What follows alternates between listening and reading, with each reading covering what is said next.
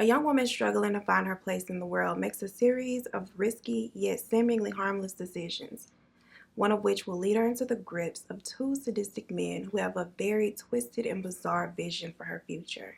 She is then faced with the ultimate decision: submit to their twisted fantasy or enter a battle with them that could very well cost her her life. This is her story.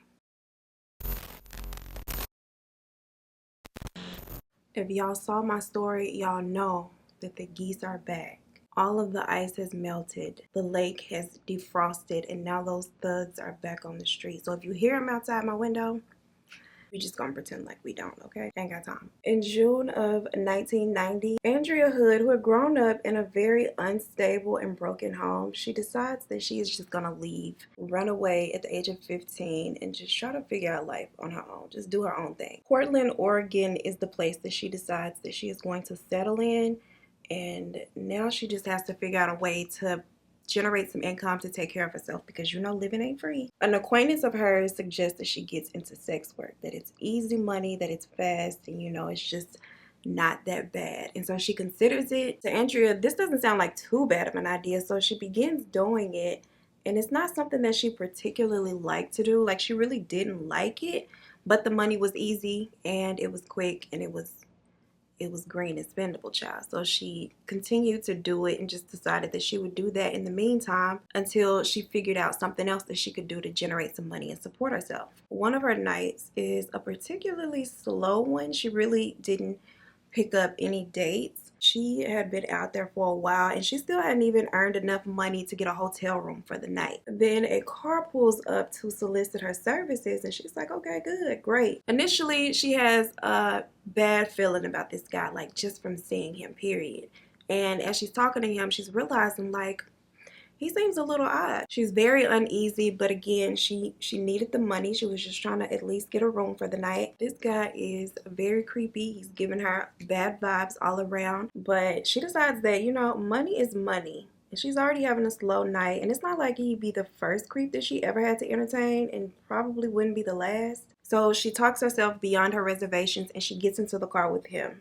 Anyway, she instructs him to drive a few blocks down the road to this little back alley where they could make their transaction and have some privacy and not have to worry about, you know, anybody pulling up and getting into the mix, getting in their business. They make their transaction. She's sitting there in the passenger side seat, counting her money, making sure it's all there. She's feeling better at this point about having a place to sleep for the night. Now, as she is counting her money, her door opens. A man zaps her with a stun gun, throws a pillowcase over her head, removes her from the car, knocks her out, and throws her into the back of his truck. Once he gets her into the back of the truck, he then ties up her hands. When she comes to, she is unable to see anything through the pillowcase, so she can't see what direction they're going, but she can feel, of course, the motion of the vehicle. And she hears traffic all around her, so she knows she's being transported somewhere. The guy that had kidnapped her, she can hear him talking on a radio, like the ones that police use and like truck drivers. He's speaking on the radio to the guy that had initially picked her up and solicited her services. She recognizes his voice,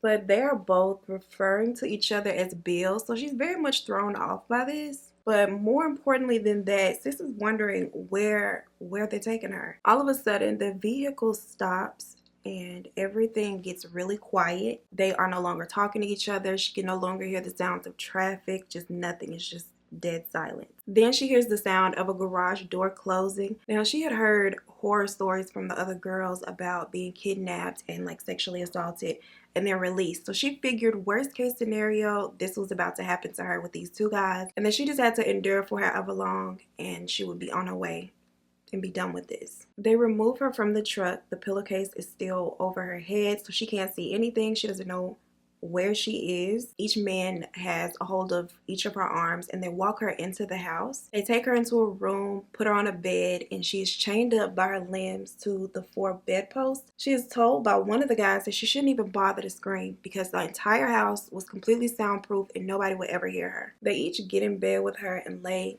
alongside her, and for a minute they're just both laying there on each side of her, and it's weird and awkward. She still has the pillowcase over her head and she's just laying there feeling all kinds of uncomfortable and freaked out, as any of us would. Now, after laying there beside her in the bed for a couple of moments, The driver then proceeds to get on top of her, and he begins to sexually assault her as the guy who initially solicited her services just laid there next to them, and this went on for hours. The next morning, she is woken up and the pillowcase is removed from over her head. For the first time, she gets a view of the room that she is being held captive in. All of the windows had these curtains over them, and then these metal bars over the curtains secured to the window. There is what appeared to be rugs all over the walls, like completely covering the walls, I guess in an effort to make it soundproof. There were also guns laying all around the room. I'm going to refer to them as Bill 1 and 2.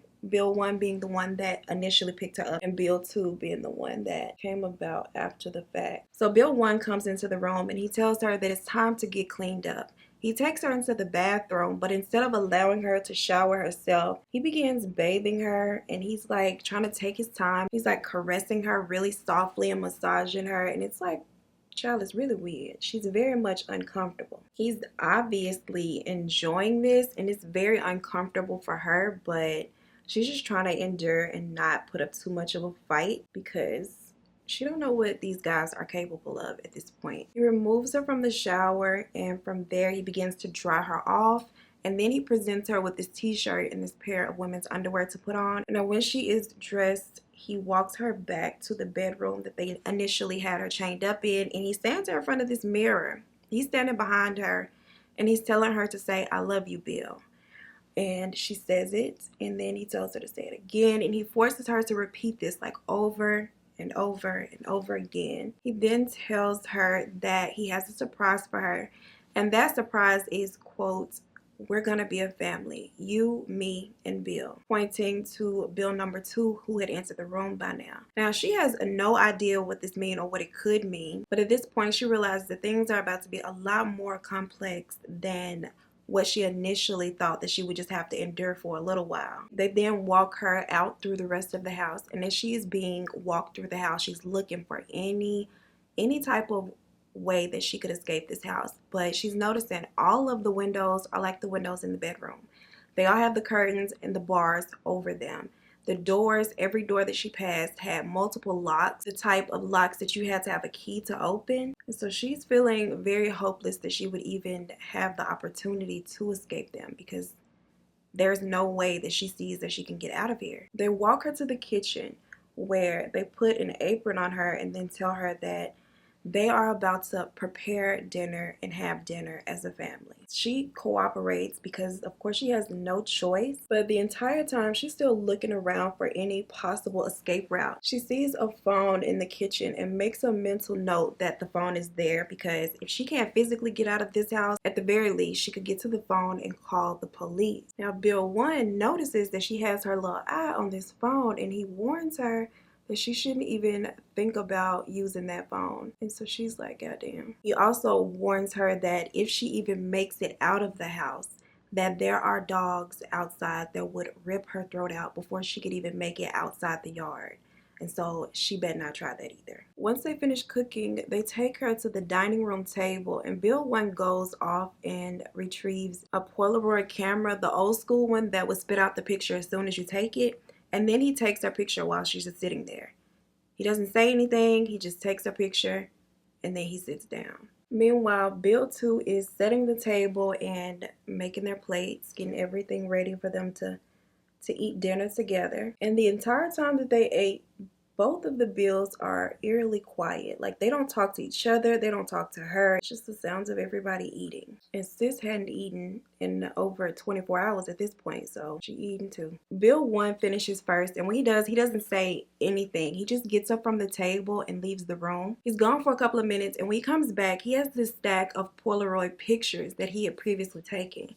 And he sets them on the table before her. He lays them out so she can see all of them. And the pictures are these different women that he had taken photos of. All of these different girls are in different positions. They're tied up all these different kinds of ways. And she is freaked out, but she's also wondering, like, what happened to these girls? Where are they now? What was the end result? But of course, she is way too afraid to ask anything. So she's just frightened at this point. And this whole time that he's showing her these pictures, he's not saying anything. Like, he doesn't say a word Bill 2 is still sitting over there scarfing down his food, not saying anything either. Bill 1 then goes and gets this little pamphlet, and it's a little pamphlet like promoting women being submissive to their male partners. It was titled The Right Place of a Woman. He puts it before her and tells her that she needs to familiarize herself with it because she needs to learn how to love him. That this pamphlet is going to help her. It's going to teach her how to love him, and it's going to teach her how to be a better girl. And that the two of them together were going to introduce her to a better way of living. Now, Bill 2 ain't saying nothing. He's still sitting over there eating. She doesn't say anything because how do you respond to that? Like, what do you say? After he tells her this, they both just stare at her, waiting on her to respond. She doesn't say anything because what do you say to that? All of a sudden, Bill 1 yells, "You said you love me." Sis, that's because you told me to. Like, what are you talking about right now? They then grab her up from the table and take her back to the room that she was being held in. Now, along the way, she passes another bedroom that she had not seen before, and the door was open. She asks, "What is that room for?" Bill 1 immediately shuts the door. Inside the room, she had spotted a window that did not have bars on it at all, and thought that if she had any chance of escaping, that would have to be the route that she takes. Like, she would have to make it to that room. And me personally, child, I think she should have just silently made that mental note and not asked him a thing. Now, Bill 1 and 2, once they get her secured to the bed, they go get more of the foam, like the eggshell foam that you use for soundproofing. They come back into the room and they start hammering it to the walls all around the room that they have her in. And that is not a good sign that they need some more soundproofing, child. So she is really like, oh no, I have to figure out a way that I can get to that other room and get the hell out of here ASAP. But she's not saying anything. She's just laying there watching them work. They move on from that room to the next room to add the soundproofing to, and they're in like the living room area. At this point, she can no longer see them. She can only hear them hammering the foams to the wall. And she gets an idea. She calls for one of the Bills, and when he comes to the room and asks, what does she want? She tells him that she needs the pamphlet. She's like, look, if I'm going to be able to learn how to love you and do this thing the right way, I'm going to need that little book, sis. I got to read it and familiarize myself with the ways in which you deserve to be loved. And he is like, oh shit, okay. My bad. It sounds good to him. So he goes and gets a little booklet and brings it back to the room. Then she tells him, I need to be able to turn the pages. So if you could just loosen up one of my hands so I can flip the pages, that'll be good. Now, his dumb ass obliges. He lets one of her hands loose, but he gives her the warning. You better be a good girl, or this will not end good for you. So don't try anything funny. At this point, she reassures him that she is not up to anything. She's literally just trying to familiarize herself with the pamphlet. He takes her word for it and leaves her and joins Bill 2 back in the living room and goes back to working on the soundproofing. Now, as soon as he hits that corner, Sis starts working on freeing that other hand. As soon as she gets that other hand free, both of the Bills come down the hall and pass the doorway, but neither of them look into the room, so neither one of them notices that she had her hands down and both of them were free. And of course, Sis is spooked because that was just a little too close to being caught. So she throws the one hand back up and just holds it up in an upright position. And moments later, they both come back down the hall. They just went to go get some more foam. They come back down the hall and past the doorway. Again, neither of them look into the room. She hears them resume their nailing on the walls. And at this point, she's really trying to talk herself up and just build up her courage to unbuckle her feet and try to make it to the other room and out of that window. Sis unbuckles her feet and she grabs a hold of one of the guns just in case, but she ain't even sure that it's really loaded. Definitely better to be safe than sorry. She creeps toward the door. They are still pounding away, working diligently. Sis hits that electric slide right on out that room and down the hall, but they both immediately hear her. Both of them are hot on her trail as she is running through the house, trying to make it to that bedroom that she had spotted that one window without the bars on it. Sis makes it to that room and she doesn't even open the window. She dives through that bitch like Superman takes off into the sky, okay? Glass everywhere. She lands on the ground and immediately, literally, hits the ground running. It is dark outside. She does not look back to see if they're coming. She is just running. Finally, she makes it to one of the neighbors' house and she is pounding on the door as hard as she can. Honey, the neighbors don't know what's going on. They like, what is it, girl? They see how distraught she is and she's trying to tell them, you know, that they need to call the police, that these guys are after her. Honey, they had no idea that their neighbors was up to such awful things. That's why I say you never know what these strangers be up to that you pass in a grocery store or any of the people in your neighborhood, whether you talk to them or not. You just never know what goes on in their house, okay? The police arrive and they're taking her statement. She's telling them everything that they had done to her and what had happened. And she's unable to tell them which house it is. She never got a clear view at the house. Like I said, when they pulled up, she still had the pillowcase over her head. So she never got a chance to see the outside. And when sis took off on her left and her right, she didn't look back at all. So she didn't get a view or glance at it at that point either. Police tell her that because she can't give them an address or like a clear description of how the house looked, that they needed to drive her back around the neighborhood to try to pinpoint and figure out which house it was. Now, at first, this is hesitant because the last thing she wanted to do was go back to that house, right? But she also knew that they had done this to other girls and that they probably would continue to do it if they did not get in trouble for it. So for those reasons, she agrees to get into the car with them and drive back in that direction and try to figure out which house that it was. They put her in the squad car and then they begin to drive in the direction in which she said that she had run from. Luckily, she is able to identify the house by the broken window. They get her out of their dispatch cars to the location, and when the police get there and go inside, they find the house exactly how she had described it. All of the padding on the walls, all of the windows with bars, just everything that sister said they had done to that house, there it was. Plain as day. They find all of the Polaroids that she had said they had taken, including the one of her. And you know what else they find? Both of the bills. Neither one of them had attempted to flee. Like, I guess they thought she was just gonna run off, go home, and live her life. Like, why would you stay? I don't get it, but they do, which is a good thing. They are both arrested immediately, and police find that they are actually half brothers, Vance Roberts and Paul Jackson. Once they are arrested, they are charged with the crimes that they committed against Andrea that night, but they're also given a bail. And so their mother comes and she bails them out. She posts both of their bail and gets them out of jail. Before their trial even begins, both of them flee the United States. I guess the authorities thought since they didn't try to flee the house that night that they weren't a flight risk at all. And were. So you know the police's first stop would be Miss Mama's house, who came through with the bail money. Like, girl, you also must have flea money. Where they at? And she says that she had no idea that they had fled and that she had nothing to do with it. She has no idea where they could even be. One of the brothers, I'm not sure which one, but one of them was particularly close to his father as well. And so they go visit the father and try to press him. He's saying he doesn't know where his son is. He doesn't know where he could possibly be, that he hadn't spoken to his son.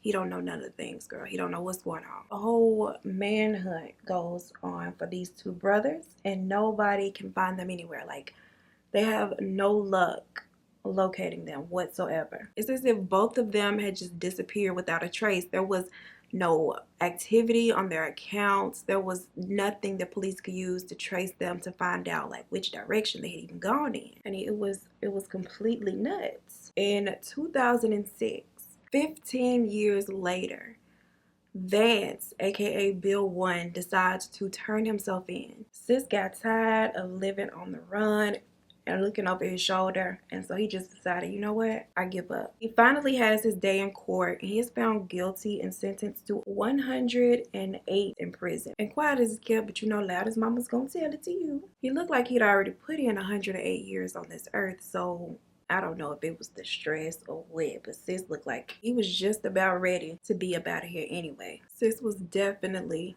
in the queue for the Grim Reaper. For sure. Now, the whole time he maintained that he had no idea where his brother was, He had not talked to the man after they went off on the run, and he said that his family did not help him run, which we all know that was a lie, and that he hadn't talked to any of his family either. But that's just what he said, and of course they could not prove it to be false. Sis just takes his sentence and goes on to his prison cell. Now, 9 years after that, in 2015, after a total of 24 years on the run, his brother Paul is arrested in Mexico. Paul had moved to Guadalajara. He was now going by the name Pablo Bennett Hamilton. Since they got married, had 2 daughters, and was just living his life like it was golden. He had also learned to speak flawless Spanish, like girl, fluent. Child, he was so committed to his new life in Mexico. He had a job, just everything. Sis had a whole life out there in those Mexican streets. He is then extradited to Oregon, where he faces charges for his part in the whole thing. Now, it turns out that just 2 years before they picked up Andrea and did this to her,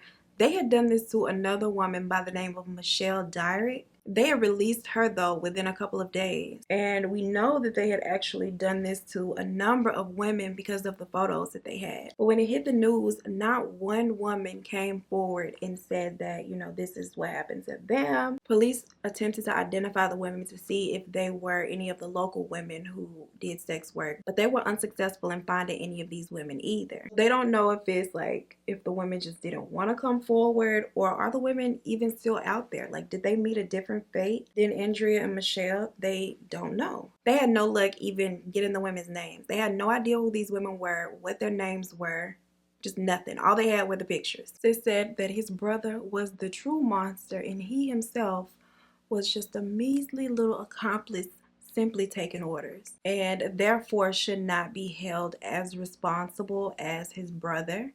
And both of the women felt like that was bullshit. They both said that was BS. They said the narrative that he was trying to paint was a false one, and that he was equally active, and that he should be held equally responsible as his evil brother, because he did all of the things that his brother did. They did the same things to these girls, and therefore should be held equally responsible, which I agree. He also thought that the life he'd been living over the past 24 years was proof that he was no longer a threat to society, that he could live amongst us and not be into any of the things. But sis, you ran from court, you ran from the police, girl. The nerve of him to say, look, I've been good for 24 years. I ain't gonna do it no more, I promise. Girl, bye. To some degree, they did agree, and he is only sentenced to 18 years in prison. So Paul is scheduled to get out when he is just 64 years old. Miss Vance is never getting out of jail, child. And if you're a Capricorn, I want you to, girl, look me in my eyes so I can deliver this news to you with care. Paul is one of y'all, okay? Paul is a straight up Capricorn. He is one of your people. Claim your prize in the comments, sis. He one of y'all. And Vance was a Scorpio, but that's not important. Anyway, this is it for this video. I appreciate you so much for watching. Before you leave, don't forget to do your girl a favor and hit the thumbs up video. Share my video with a friend or a cousin. Share it with somebody else. As always, thank you so much for watching, and I will see you in the next one. Peace. And yay for the survivors. Everybody been living lately. That's cute. And it was definitely intentional, because I was hell-bent this week on giving y'all some survivor stories. We about due for some happy endings around here, okay? And not me having y'all stressed out in the last video. See, y'all should have known. I gave y'all a little warning in the beginning that, sis was about to have to fight for her life and her unborn child's life. But I guess some of y'all didn't expect it to be as graphic. This is her story. Okay. One more time. A young woman struggling to find her place in the world takes a series of seemingly harmless risks. Girl, we gonna go with what we got. And spotted. What? He had also learned to speak flawless. He had also learned to speak flawless fluent. What is fluent? He is then extradited to Oregon, where he should face. Okay, what? Child, why Vance always got his mouth open like this?